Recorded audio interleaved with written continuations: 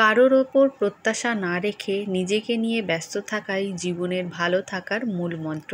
Hello everyone, good afternoon. রবিবারের দুপুর থেকে ভিডিওটা স্টার্ট করছি, কারণ কালকে মানে সোমবারে আমার বাবা মা আসছে। তো আজকে থেকে কিছু কিছু কাজ এগিয়ে রাখবো। তো ভিডিওটা শুরু করছি, আশা করছি ভালো লাগবে। তো তোমরা পুরো ভিডিওটা দেখতে থাকো। লং ব্লগ তো অনেকদিন পরই দিচ্ছি, কারণ মা পাপা আসছে, বুঝতেই পারছো। এই মুহূর্তগুলো ছোট্ট ছোট্টভাবে আমি ক্যাপচার করেছি। আর এই সব ব্লগ না একটু বড় দেখতেই ভালো লাগে। তো প্রথমেই দেখো, সানডেতে আমি পুরো ঘরটা দেখে নিচ্ছ কীরকম অগোছালো হয়ে আছে। ঝুলগুলো ঝেড়েছি চেয়ারে উঠে উঠে, তো তাইহান বাইরে খেলা করছে। ধুলোর মধ্যে ওকে থাকতে মানা করছিলাম। শোকেসের ওপরটা দেখো, এটা তাইহানই ঘাঁটে, এখান থেকে খাতা বের করে কালার করার সময়, তো ওরকমভাবেই রেখে দেয়। কাজ দেখানোটা ভিডিও করতে গেলে আমার কাজও গুলিয়ে যেত আর তাড়াতাড়ি হতোও না। তো দেখলে জায়গাটা পরিষ্কার করে নিলাম। আর এটা দেখো অগোছালো হয়ে গেছে, সব নামিয়েছিলাম মুছে, আবার যেটা যেখানে থাকে সব রেখে দিয়েছি। তো আমি এসে দেখলাম শাহিনা অনেকটাই গুছিয়ে নিয়েছে। তো আরও একটু বাকি ছিল, আমি বললাম ততক্ষণ তুমি এটা সেরে নাও। আর বারান্দায় এক কোট করে রং করা বাকি ছিল, আমি ততক্ষণ ওটা রংটা আরও এক কোট লাগিয়ে নিই, তাহলে দেখতেও খুব সুন্দর লাগবে। তো এদিকে দেখো মোটামুটি গুছিয়ে নিয়েছি, খুব ভালোভাবে পারিনি, তাও আগের থেকে অনেকটাই পরিষ্কার হয়ে গিয়েছে। বিছানার চাদরটা তুলে না ওয়াশিং মেশিনে দিয়ে দিয়েছিলাম, ওটা কাঁচা হচ্ছিল। তাই এখানে পাপাকে বলেছিলাম মাছ আনবে, তো ও দেখো ইলিশ মাছ এনেছে। তো ভাবলাম মাছগুলো ভাজা দিনের দিন করলে দেরি হয়ে যাবে অনেকটা। তো আগের দিনে দেখো মাছগুলো ভাজা করে নিয়েছি। তার আগে কিন্তু আমি বারান্দা, ঘর, ঝুল ঝেড়ে ঝাঁট দিয়ে নিয়েছি, সিঁড়িও ঝাঁট দিয়ে নিয়েছিলাম। আর যেখানটায় রং করছে ওদিকে বাদ দিয়ে হাফটা আমি মুছে নিয়েছিলাম। তো মাছগুলো ভাজার পর আমি আদা রসুন করে রেখে দিলাম, মাংস রান্না করব কালকে। তো দেখো তাহলে পাপা এখানে রংটা করছে। আগের দিনের কাপড়গুলো দেখো মেলা ছিল, ওগুলো গুছিয়ে নিয়ে আজকে যেগুলো কাঁচা হলো সেগুলো মেলে দিলাম। তারপরে আর ভিডিও শ্যুট করার ক্ষমতা ছিল না, কারণ দেখতেই পাচ্ছিলে আমার যা বড় বড় বারান্দা, সিঁড়ি, 3টে ঘর, আমার গোছাতে গিয়ে না আমার হাল খারাপ হয়ে যায়। আর রাতের দিকে তাহলে পাপাকে দুধ আনতে বলেছিলাম, 2 প্যাকেট, একটু অল্প করে সিমুই করে রেখে দিচ্ছি। আর সিমুইটা খুবই ভালো হয়েছে, না মিষ্টি বেশি না মিষ্টি কম, একেবারে পারফেক্ট, সবাই খুব নাম করেছে। তো এটা দেখছো সোমবারের ভিডিও। তাহিনকে স্কুলে পাঠাচ্ছি, টিফিনে দিলাম কলা, শশা, আপেল আর একটা সন্দেশ। ওর দেখো এখনও ঘুম যেন ভাঙছে না। আর আমার শাশুড়ি কালকের ময়দা মেখে রেখে দিয়েছিল, তো ওটা এখন আমার মেজ ননদের মেয়ে বাড়াচ্ছে বসে বসে, অনেকটা ময়দা। তো ভাবলাম ও অত কাজ করছে, তোমাদের একটু দেখাই। আর তাইহানকে আগিয়ে দিয়ে এসে আমি রান্নাঘরে চলে এসেছি, মাংস রান্না করছি। কড়াই কষে নিয়ে তারপরে হাঁড়িতে দিয়ে ওটা রান্না করেছি, কারণ কড়া আমার দুটো, আমার কড়াটা লাগে। তারপর চিকেনও করছি, আলুগুলো দেখো ভেজে নিচ্ছি ভালো করে। চিকেনটা কষেও একটা ছোট্ট হাঁড়িতে আমি ঢেলে নিয়েছিলাম, কারণ আমি ডালও করব, পটল ভাজা করব। আর কালকে তো দেখলে ইলিশ মাছ ভেজে রেখে দিয়েছিলাম, সিমুই করা হয়েছে। তো এক এক করে রান্নাবান্না হয়ে যাওয়ার পরে তো যাতায়াত করছিলাম, তো ঘর বারান্দা তো কালকে মুছেছিলাম দেখেছো। তো আবার সকালবেলায় একবার করে ঝাঁট দিয়ে মুছে নিয়েছিলাম। পটলগুলো তাই এখানে পাপা ছিলে দিয়েছে, আমি ভেজে নিয়েছি, ডালটা একদিকে বসিয়ে দিলাম। তারপরে একটু স্যালাড করে নিয়েছিলাম, ওই কিছু দিইনি, শসা, লঙ্কা, টমেটো, এগুলো। লেবুটা আনতে ভুলে গিয়েছিলাম, আমাদের গাছে আছে কিন্তু আর দিইনি। তারপর ঘরে এসে পুরো ঘেমে গিয়েছিলাম, কাঁচা চাদর বিছিয়ে দিয়েছি, তো ঘরটা মোটামুটি গোছানো। দেখতেই পাচ্ছ কিছুক্ষণ পরেই না পাপা মা চলে এসেছিলো, আমি স্নান করে সবে বেরিয়েছি। তো নিচে একটুখানি কথা বলছিল, তারপরে উপরে এসছে দেখো, মা বললে একটা ছবি তোল। 3জনে একসাথে দাঁড়িয়ে আছে তো। আর এদিকে দেখো কত কি এনেছে, খুলে খুলে তোমাদের একটু পরে দেখাচ্ছি। ভিডিও আমি একটু একটুই করতে পেরেছি, কারণ তোমাদের তো সব সময় বলি ভিডিও করতে আমার আর ভালো লাগে না, তাও এটা একটা স্মৃতি, সেজন্য আমি এই লং ব্লগটা করছি।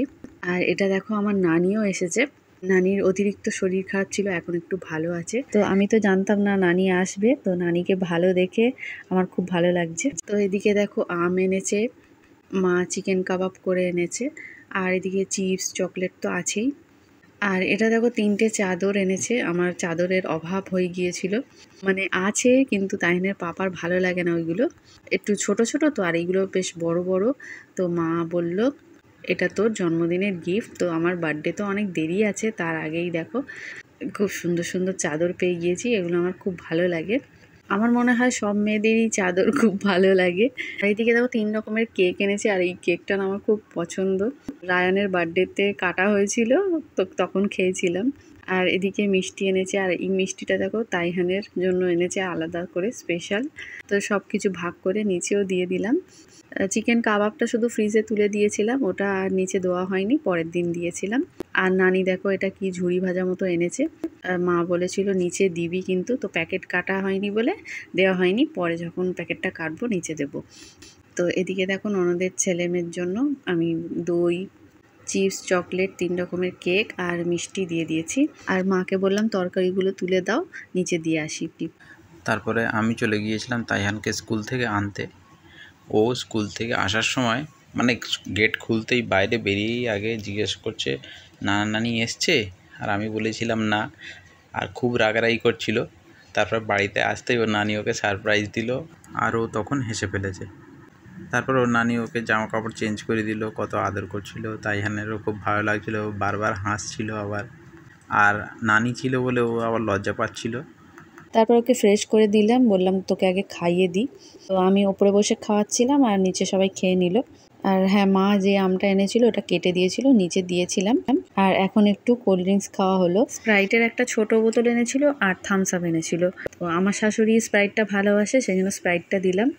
নানিও স্প্রাইট ভালোবাসে, কিন্তু নানি আর খায়নি। নানির মনে হয় এখন স্প্রাইট সহ্য হয় না। তো যাই হোক, এখন সবাই মিলে গল্প করছিল। তারপর আমার শাশুড়ি চলে গিয়েছিল, একটু শোবে, রেস্ট নেবে। আর এদিকে দেখো মেঝেতে আমার নানি, আমি আর মা শুয়ে শুয়ে হাসাহাসি করছিলাম। তো 3:30 বাজতে না বাজতেই পাপা বলে যে বেরোতে হবে, এবার চলে যাব। এত তাড়াহুড়ো করছে। তো আমার শাশুড়ি যেহেতু শুয়েছিল সেজন্য আর ডিস্টার্ব করিনি। মাই বলেছিল যে পরোটাটা করে দেবে, তো আমি নিয়ে চলে এলাম। আমি বেলে বেলে দিচ্ছিলাম, মা সেঁকে নিল। আর খিদে হয়নি বলে খেতেও চাইছিল না, বললো শুধু চা কর, চা খেয়ে চলে যাব। আর বৃষ্টিও এসে যাচ্ছে, তো সেজন্য পাপা আরও থাকতে চাইছিল না। এমনিও তাড়াহুড়ো করে সবসময় এসে। ওদের জন্যই সিমুই করেছিলাম, খেলো না, সেজন্য পাঠিয়ে দিয়েছি পরোটা, সিমুই আর একটু মাংস। পরোটাটা একটু খেয়ে মা দেখলো খুব নরম হয়েছে। রাতে আমার শাশুড়ি ভিজিয়ে রেখেছিল, তো ওই জন্য। আর তাইহান এদিকে খুব রেগে যাচ্ছিল, ঘুরতে ফিরতে ওর নানাকে আড়ি দেখাচ্ছিল।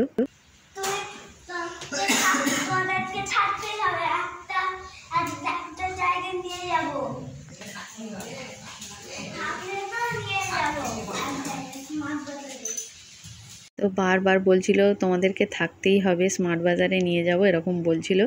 মায়েরও মনটা খারাপ হয়ে যাচ্ছিল ওকে দেখে। তো এদিকে আমি চা বসিয়েছি, বললো শুধু চা খাবে।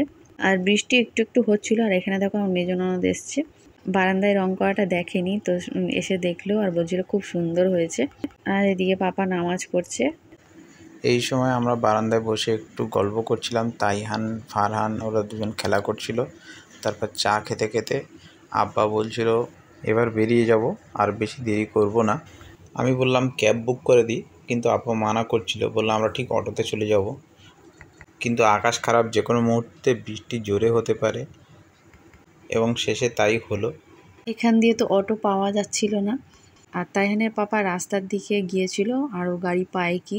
তারপর শেষে ক্যাব বুক করে দিয়েছে, দেখো এটাই সুবিধা হয়েছে, চলে গিয়েছে। 10 মিনিটের মধ্যেই পৌঁছে গিয়েছে। আর নানি এখন যাচ্ছে মাদের বাড়ি, 1-2 দিন থাকবে। এখানে যদি থাকতো ভালো হতো। তো আমার মায়ের তো খুব ইচ্ছা ছিল, নানিরও খুব ইচ্ছা। তো কথা দিয়েছে পাপা যে একদিন থাকবে।